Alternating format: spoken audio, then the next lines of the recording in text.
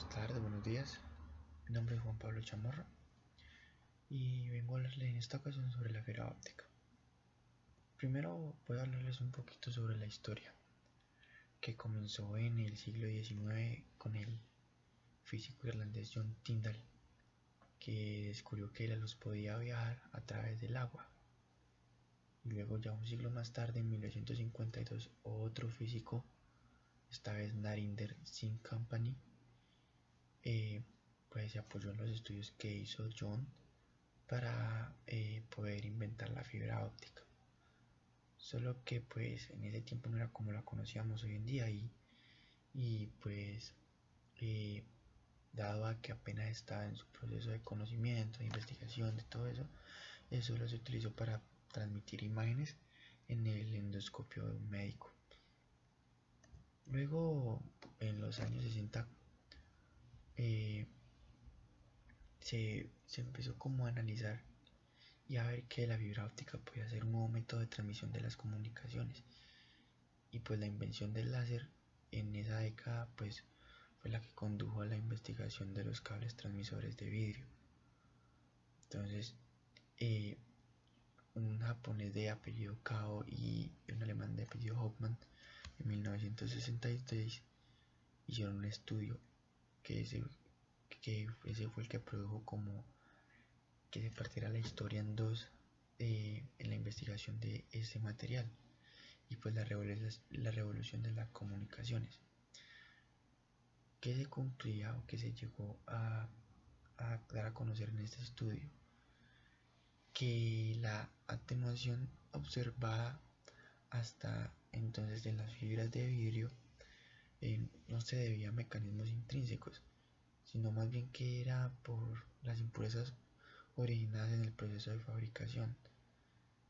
Entonces por eso fue que se puso en esa época pues en marcha rápidamente para sustituir la electricidad y los conductores mecánicos por el vidrio y la luz en cuanto se refiere a las líneas telefónicas.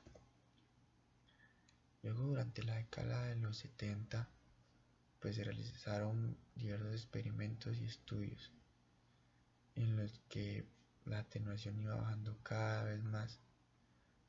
Todo esto pues generó que con el paso del tiempo, con las investigaciones, con los estudios se mejorara la, la transparencia de esa fibra, dado que pues si es más transparente iba a ser mejor su, su transporte, el transporte de las de luz. En 1980 hubieron dos científicos, Payne y de Surveyor, que inventaron un amplificador óptico y con este se hizo mucho más eficiente las comunicaciones interurbanas, como la telefonía. Entonces ahí fue en esa década donde ya empezaron a construirse las infraestructuras de telecomunicaciones que iba conectando a Estados Unidos poco a poco. Entonces ciudades con ciudades, por medio de telefonía, que era como lo más importante. Y en los años 80 pues ya la fibra óptica pasó el océano para poder conectar a América con otros continentes de Europa. Bueno, entonces vamos a hablar sobre qué es la fibra óptica.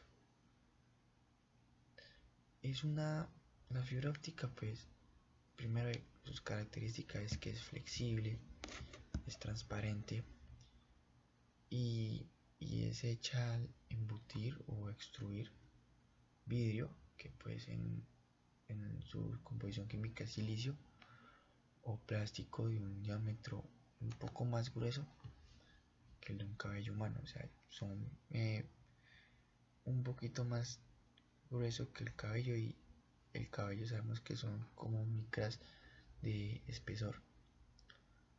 Entonces estas son utilizadas como un medio para transmitir la luz, o sea, de un lado a otro, en este caso ambas puntas de la fibra, y tienen un amplio uso en las comunicaciones por fibra óptica, donde permiten la transmisión en distancias y un ancho de banda. El ancho de banda se le llama a la velocidad de datos y pues en este este caso son mucho más grandes que los cables eléctricos. Por eso la información puede llegar mucho más rápido, ya que el flujo y la velocidad con la que pasan los datos es mucho mayor a la de un cable eléctrico. Entonces se usan fibras en vez de alambres de metal, porque pues las señales viajan a través de ellas y se pierden menos. Entonces, también las fibras son inmunes a la interferencia electromagnética, y pues eso es un problema que tenían los cables eléctricos y pues es muy amplio. También se usan para la iluminación en imaginería, y pues son normalmente envueltas en paquetes para introducir o sacarlos en espacios reducidos. O sea que también sirve de un modo como de linterna en espacios muy pequeños. Y como por ejemplo un fibroscopio. Entonces pues también algunas de estas fibras son diseñadas de manera especial y se usan también en una amplia, pues grandes aplicaciones, diversas aplicaciones, como los sensores. Hay sensores de fibra óptica y también los láseres de fibra. Entonces estas fibras tienen un núcleo que es rodeado por un material de revestimiento para que sea protegida, y es transparente con un índice de fracción muy bajo, y la luz se mantiene en el núcleo debido al fenómeno de reflexión interna, total, que causa que la fibra actúe como una guía de ondas. Entonces lo que hace es que el haz de luz entra y por reflexión choca con las paredes y se va reflectando hasta llegar al otro lado. Entonces, ¿cómo se fabrica? Hay 4 métodos principales para fabricar la preforma, que es el tubo, por decirlo así, que transmite la luz, que en este caso la fibra óptica. Entonces el primero es el MCVD, que sus siglas en inglés es Modified Chemical Vapor Deposition, y fue desarrollado por Corning Glass, es una empresa, y modificado por los laboratorios Bell para el uso industrial. Entonces lo que hace es que estos utilizan un tubo de cuarzo puro donde se parte y es depositada en su interior la mezcla de dióxido de silicio. El dióxido de silicio es el material con el que se fabrica la fibra de vidrio, y se le aplica unos aditivos de dopado en forma de capas concéntricas. Entonces en el proceso se instala el tubo en un torno giratorio, y ese tubo es calentado hasta alcanzar una temperatura comprendida entre 1400 grados centígrados y 1600 grados centígrados por un quemador de hidrógeno y oxígeno. Entonces cuando el torno gira, el quemador se va a empezar a desplazar a lo largo del tubo.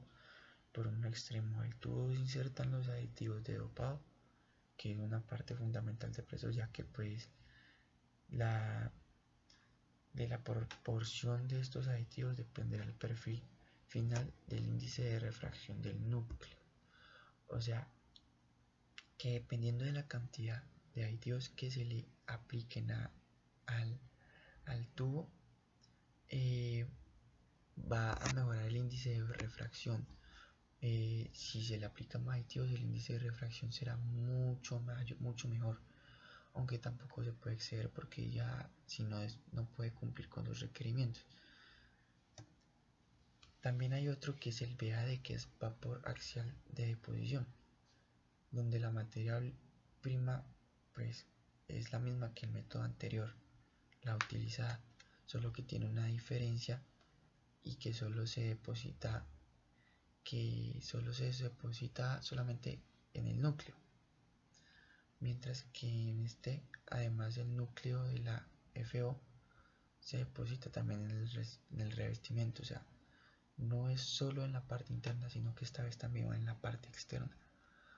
Entonces por esta razón se debe cuidar que en la zona de posición axial del núcleo se debe depositar más dióxido germanio que en la periferia.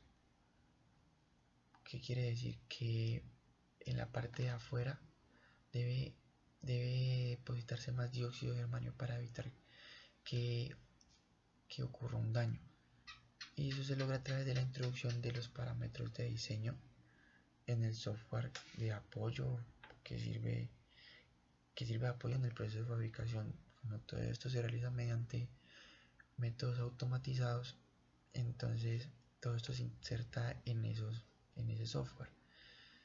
Entonces un cilindro de vidrio auxiliar sirve de soporte para la preforma. Se inicia el proceso para crearla. Entonces, ¿cómo se inicia? Primero se deposita ordenadamente los materiales y a partir del extremo del cilindro, quedando así conformada la llamada preforma porosa. Luego el siguiente paso consiste en el colapsado, donde se somete a la preforma porosa a una temperatura comprendida entre los 1500 grados centígrados y 1700 grados centígrados. Y así el reblandecimiento del cuarzo. El siguiente es el OVD, el Outside Vapor Deposition, que también fue desarrollado por Corning Glass Works y parte de una varilla de sustrato de cerámica y un quemador. En la llama del quemador se introducen los cloruros vaporosos y esta caldea la varilla. Y luego se realiza el proceso denominado síntesis de la preforma, que consiste en el secado de la misma mediante el cloro gaseoso y el correspondiente colapso de forma análoga a los realizados con el método anterior, quedando así sintetizados el núcleo y el revestimiento de la preforma. Y el último es el PCVD, Plasma Chemical Vapor Deposition, y este fue desarrollado por la empresa holandesa Philips y se caracteriza por la obtención de perfiles lisos sin estructura anular reconocible. Esta nos dice que en su principio es basado en la oxidación de los cloruros de silicio y germanio, y crean esto un estado de plasma seguido del proceso de la deposición anterior. Entonces, ¿cómo es la etapa luego viene la etapa de estiramiento de la preforma? Entonces, cualquier técnica, o sea, con cualquiera de las 4 anteriores, para hacer una preforma, el estiramiento va a ser el mismo. Entonces, consiste en la existencia, pues en un horno tubular abierto, se somete en el interior de la preforma a una temperatura de 2000 grados centígrados para que se vuelva a ablandar el cuarzo y quede fijo en el diámetro exterior. Entonces este diámetro se debe mantener constante mientras se aplica una tensión sobre la preforma. O sea que mientras se ala la preforma para extenderla, para estirarla, se debe mantener ese diámetro para que no haya una oscilación en el mismo diámetro y pueda ocurrir que la fibra quede de diferentes tamaños. Y pues esto obviamente afectaría la transmisión de la luz al momento de ser utilizada. Entonces, ¿cómo funciona la fibra óptica? Entonces,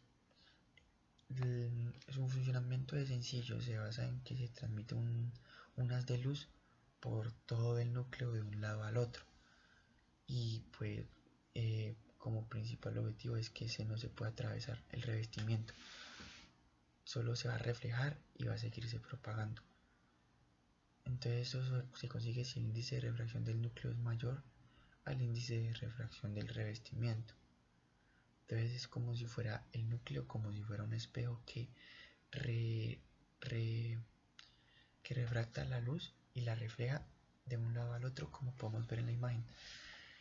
Por un lado tenemos la fuente de luz y por el otro tenemos hacia dónde va a llegar la luz, el otro extremo de la fibra. Entonces la luz entra por el extremo y se refracta y se refleja por todo el núcleo, yéndose como en forma de diagonal de diagonal en diagonal por todas sus paredes. Entonces lo que hace esto es reflexionar o reflexiar la luz hasta el otro extremo. Bueno, hay varios tipos de fibra y se le puede clasificar por multimodo o monomodo, y pues eso se clasifican por las diferentes trayectorias en este caso.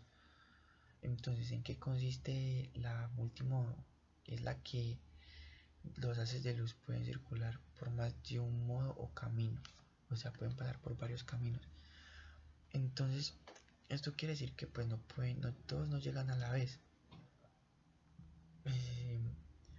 Una fibra multimodo puede tener más de 1000 modos de propagación de luz, y las fibras multimodo se usan comúnmente en aplicaciones de corta distancia, menores a 2 kilómetros, y es muy simple de diseñar y económico. Un ejemplo de estas las podemos ver en los árboles de Navidad, que son cortas y pueden reflejar de muchos modos la luz, y también puede haber de diferentes colores. Y la monomodo, que es una fibra óptica que solo se propaga en un modo de luz, y esta se logra reduciendo el diámetro del núcleo. O sea, entre más chiquito el núcleo de la fibra, mucho más se va a poder propagar la luz, y pues se logra hasta el tamaño de 8,3 a 10 micrones, y por como su nombre lo indica, solo permite un modo de propagación, y es paralela al eje de la fibra. Entonces, una de las diferencias de esta fibra a la multimodo es que pueden cubrir muchas más grandes distancias, hasta 400 kilómetros máximo, mediante un láser de alta intensidad, y transmiten elevadas tasas de información. Puede transmitir hasta 10 gigabytes de información, mucho más que un cable de energía eléctrica en comparación. También lo hay de acuerdo a su diseño, que son los de estructura holgada, que son cables, pues es una fibra óptica embalada tanto para exteriores como para interiores, y consta de varios tubos de fibra rodeado de un miembro central de refuerzo y provisto de una cubierta protectora. Entonces, cada tubo de fibra de 2 a 3 milímetros de diámetro lleva muchas más fibras ópticas que descansan holgadamente en él.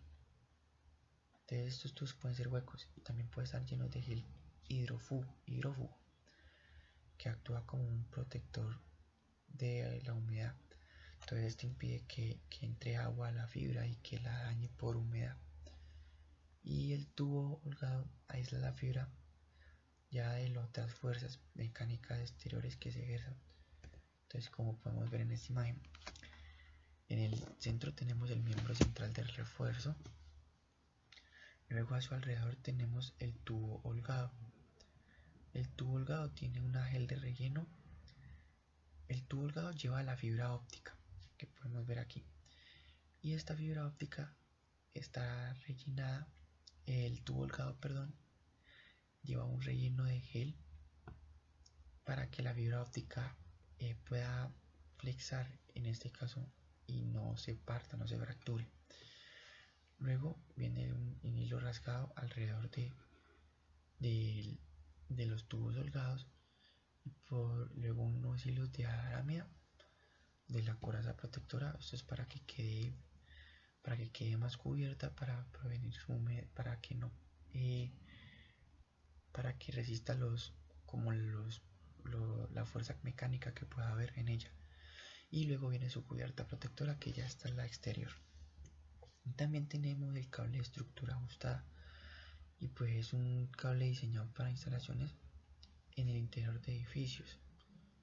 Este es más flexible y tiene un radio de curvatura más pequeño. Claro, al ser más flexible se puede curvar mucho más, y a diferencia del de estructura holgada.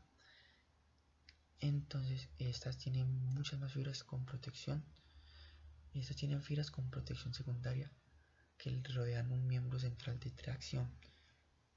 Entonces todo esto es cubierto de una protección exterior. Cada fibra tiene una protección plástica extrusionada directamente sobre ella. Esto es para que pueda tener mayor flexibilidad y pueda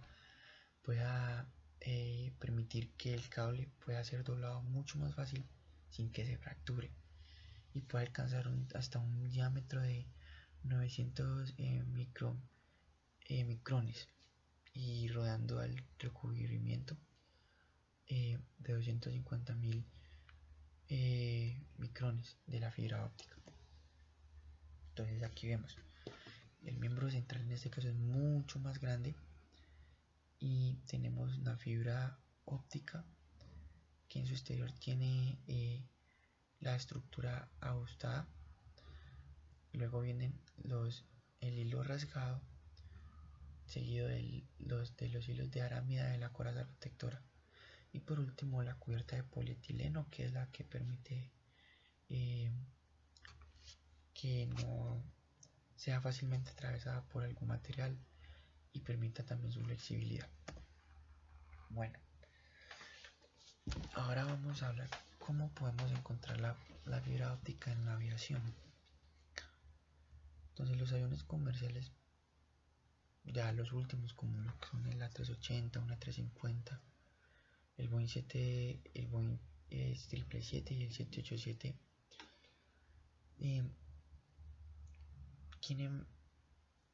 tienen buses de fibra óptica porque al ser más nuevos se descubrió que se podría emplear esta fibra óptica para poder transmitir la información mucho más rápido a comparación de cables eléctricos, y además tiene otras ventajas como la reducción de peso y lo que hemos dicho antes, la velocidad de transmisión y también el ancho de banda de transmisión de la información.